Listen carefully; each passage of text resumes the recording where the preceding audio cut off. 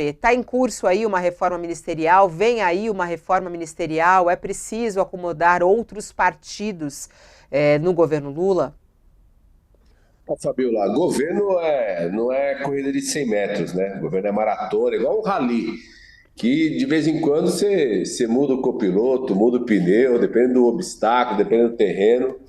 Eu quero dizer que o governo vê como algo positivo, o presidente Lula vê como algo positivo a sinalização que foi dada no final do semestre, né? No final de junho, comecinho de julho, nas últimas votações, de lideranças de partidos que, inclusive, não votaram no presidente Lula, não apoiaram o presidente Lula, não as lideranças, né, mas os partidos, não necessariamente fazem parte do governo, sinalizaram o interesse de querer participar desse governo. Acho que tem um fenômeno, que é um fenômeno, primeiro, pós 8 de janeiro, de uma demarcação, de uma linha no mundo da política, de quem queria apostar numa aventura golpista e aqueles que não querem, não querem apostar na aventura golpista. Isso amplia as forças políticas.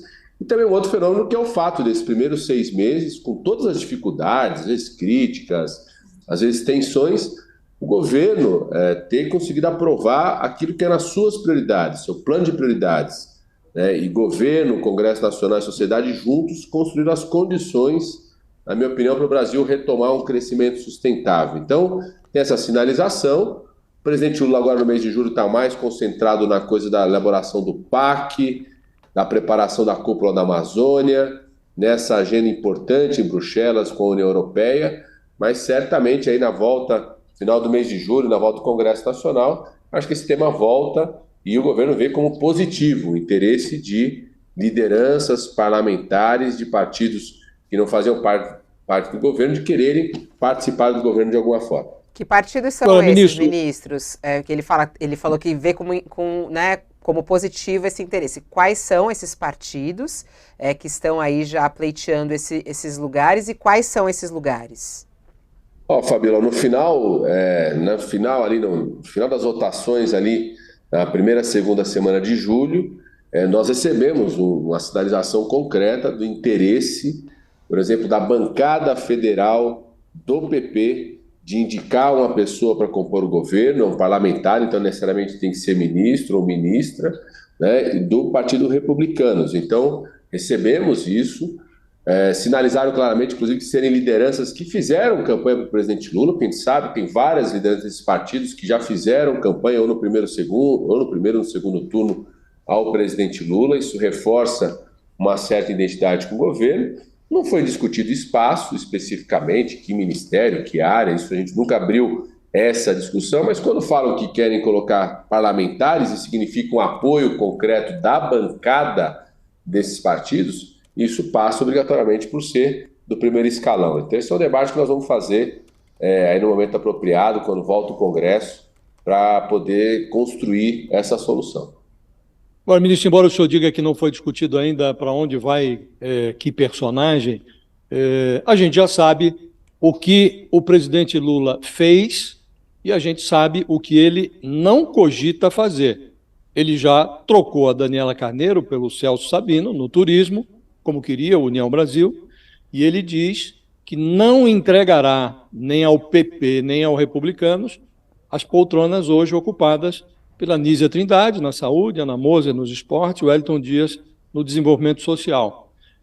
Como conciliar, afinal de contas, os desejos desses partidos que querem entrar no governo com a disposição do presidente? Essa conta vai ser apresentada ao PT, Partido dos Trabalhadores, ao PSB e ao PCdoB, os aliados do primeiro e do segundo turno? Josias, quando a gente montou o governo, o presidente Lula montou o governo desde o começo do ano, ele fez questão de ter alguns ministérios que representam forças partidárias, que estão no Congresso Nacional, né, ou na sociedade como um todo, como toda a democracia.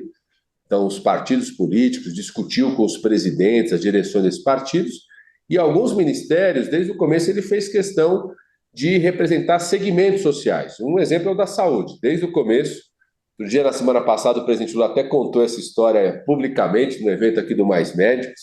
Ele contou como que ele construiu isso. Ele tinha, por exemplo, na área da saúde, Ele até falou, ó, 4 ex-ministros que ele gostava muito, tudo, mas ele queria uma coisa nova, até dialogou comigo isso na época, e falou, poxa, será que a gente não consegue identificar uma mulher, né? E eu contei para ele, ó, todo o papel que a Anísia Trindade, como presidenta da Fiocruz, ela não é filiada a nenhum partido, significou no enfrentamento à pandemia. Então, ele fez a opção na área da saúde, especificamente, para construir um nome que não fosse o nome de um partido A ou B, fosse um segmento, né, como a mesma coisa em relação à Ana Moser, que é do segmento do esporte, né? Na época, inclusive, tinha tanto a Ana Moser quanto a Isabel como possibilidades. Infelizmente, a gente não tem mais a Isabel entre nós, né? Mas a Ana Moser vem fazendo um trabalho também muito positivo, tem uma expressão muito importante no debate do esporte democracia, esporte lazer, esporte convivência social, né? Então, você tem alguns espaços que ele tomou essa definição ali. Então, eu acredito que quando ele discute isso, ele não pensa nesses espaços que representam segmentos sociais, né, não necessariamente representam forças políticas, ele não pensa colocar isso em discussão. Então, necessariamente passa por aqueles espaços que foram ocupados por forças políticas, inclusive o PT, inclusive o meu, viu, Josias? Eu sou filiado ao PT, acho que todos os ministros têm que estar absolutamente à disposição nesse momento de possibilidade Mas o seu de ninguém quer, né? reorganização. O seu ninguém quer, né, ministro? Porque o abacaxi é grande e tem pouco orçamento, né?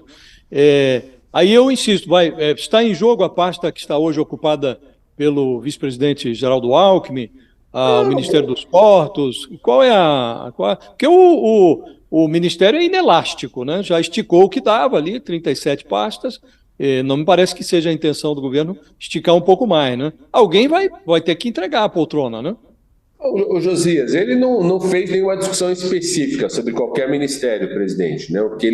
Que eu já ouvi ele falar mais de uma vez sobretudo, os ministérios que foram constituídos a partir de segmentos sociais que ele acredita que não tem que estar no debate de reorganização partidária, de forças políticas partidárias. Então, a minha avaliação é que, no momento correto, quando ele quiser abrir essa discussão, vai passar necessariamente por ministérios ocupados por forças políticas partidárias, inclusive aqueles ocupados pelo PT, né? Inclusive aqueles ocupados por aquele que é o maior partido, é o partido do presidente, ocupa vários ministérios de outros espaços políticos, então necessariamente passa por aí também qualquer esforço de reorganização, sobretudo porque é um esforço de ampliação. Ô Josias, nesse esforço de união e reconstrução do país, eu defendo fortemente que o que a gente puder fazer para demarcar claramente uma linha, né, que isole a extrema-direita golpista, que planejou os atentados terroristas, que no dia a dia na Câmara e no Senado,